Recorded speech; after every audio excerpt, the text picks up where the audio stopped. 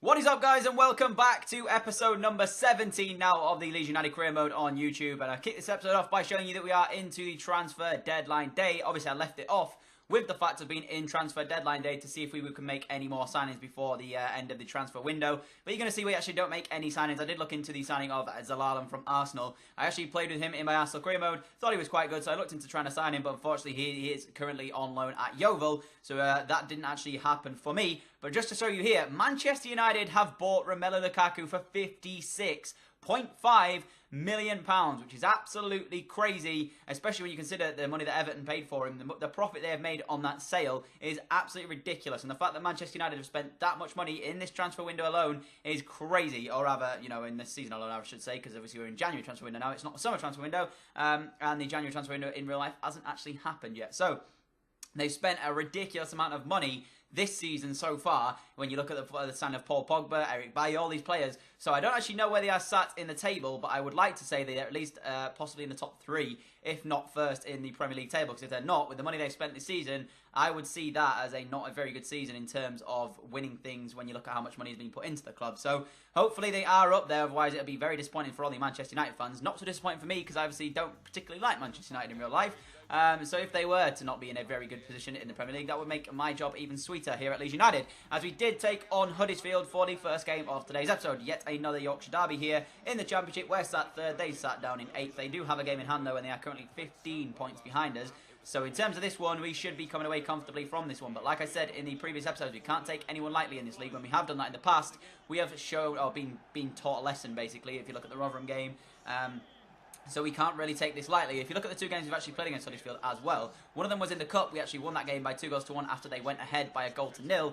The second one was in the Championship, and we actually went behind in that one as well when we were 1-0 down, but we managed to pull it back to 1-1. I think Pablo Hernandez scored the equaliser there, and that was the way that game finished. So we've picked up a win against them in the Cup, and we've drawn against them in the league. So I wanted to try and get ourselves the early goal in this one, make sure we scored the opening goal, because in that way we wouldn't have the pressure of trying to come back in the game. And fingers crossed, if I scored that opening goal, I would go on to win the game quite comfortably. That's what I was looking at here, because if they scored, I'd be under pressure yet again, like I was in the previous two times we played them. We managed to make the comeback in those two games, but the chances of it happening 3 times are very slim. As you saw, the team that they actually named there, it's a 4-4-1-1, I think, formation they've named. Aaron Moy is pretty much the only name I recognise in this Huddersfield side. You're going to see our side coming up in a second. It is pretty much our second team, or rather our cup side that we've been playing. I can't call them a second team because they are performing just as well as our first team currently at the moment. So you can see the team. It's Silvestri, obviously in net. He is the backup goalkeeper, or rather possibly going to be our starting goalkeeper, because Rob Green is actually decreasing overalls. I'll show you a squad report towards the end of this episode. You'll see the overalls of each player, what they are currently and where they are at the side as well. So maybe Silvestri's going to have to start weaving his way to back being into the starting goalkeeper, as Rob Green is decreasing.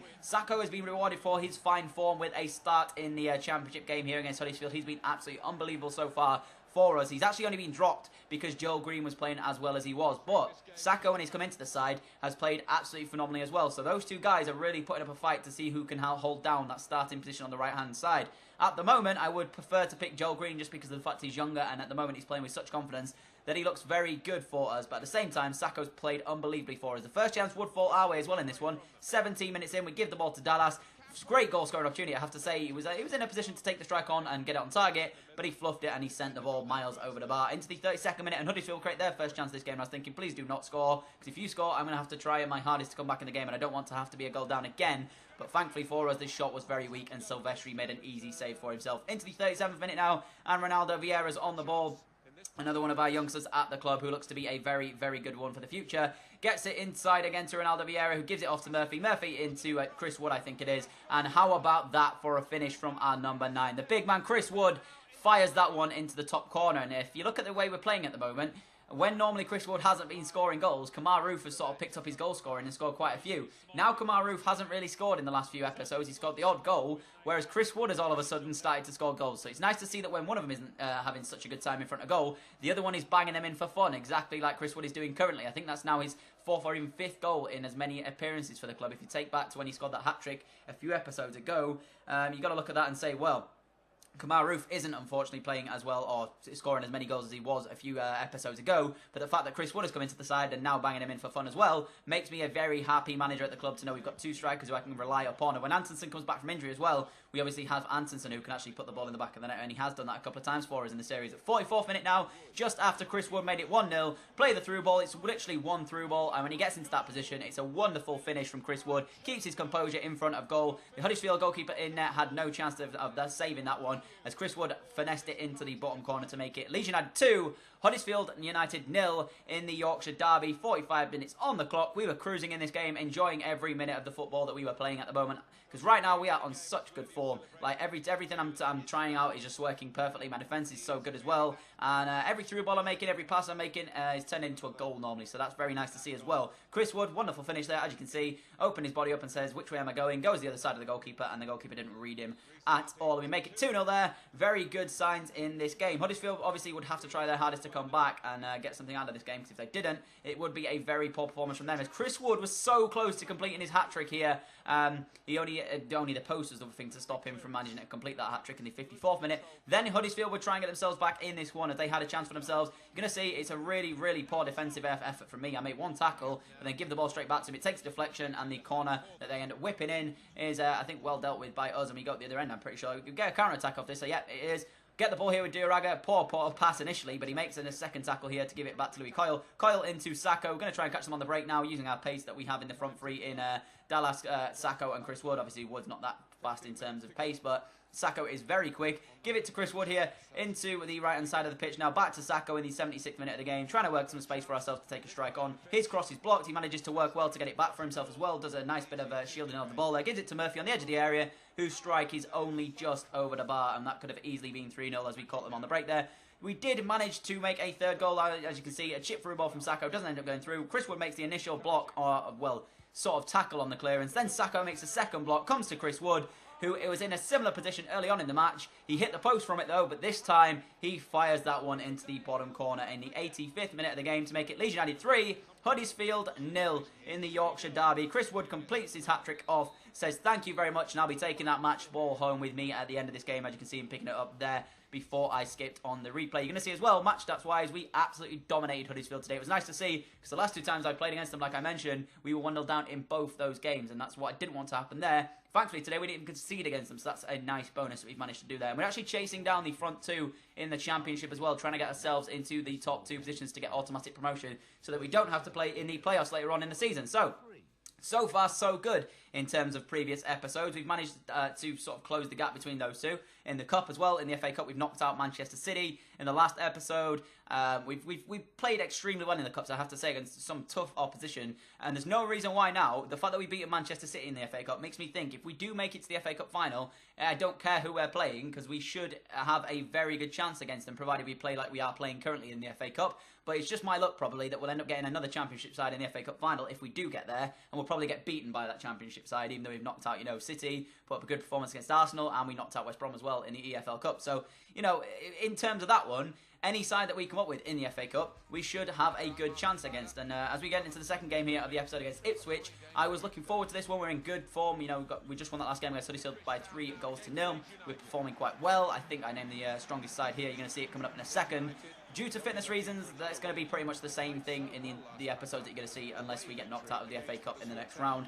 You're going to see it a lot, because obviously fixture lists in FIFA are very congested already, and the fact that we are playing championship football means that our players don't have the stamina to keep going every single week and then play a midweek game and then back to the weekend. So you will probably be seeing for numerous episodes now that you will be seeing featuring both sides in these episodes. You're probably going to see the second team and the first team playing in each episode, which is nice, because then I'm not using the same players over and over again. I'm sort of switching between them. Pablo Hernandez obviously didn't play in the last game, which means he's playing in this one. He has been by far our best player so far, if you take out Joel Green as well. Joel Green has been a breath of fresh air, but I have to say Pablo Hernandez has been the man we can rely on. When we've needed a goal, Pablo Hernandez has stepped up and got us back into the game. Although Joel Green is very, very good, and you're going to see as well in the coming episode, he actually takes an unbelievable touch. He's playing with such confidence at the moment. You see it in the coming episode, but it's absolutely wonderful to see that we have a scout future star in Joel Green. Actually, he wasn't even a scout future star. We just actually scouted him The actual scout future star is Miguel, who I'm actually going to call Miguel from now on. He's obviously the right back that we've got. His real name is Miguel de Masquites, but I'm not going to say his full name, it's just Miguel. He is featuring in this episode, or rather in this game right now.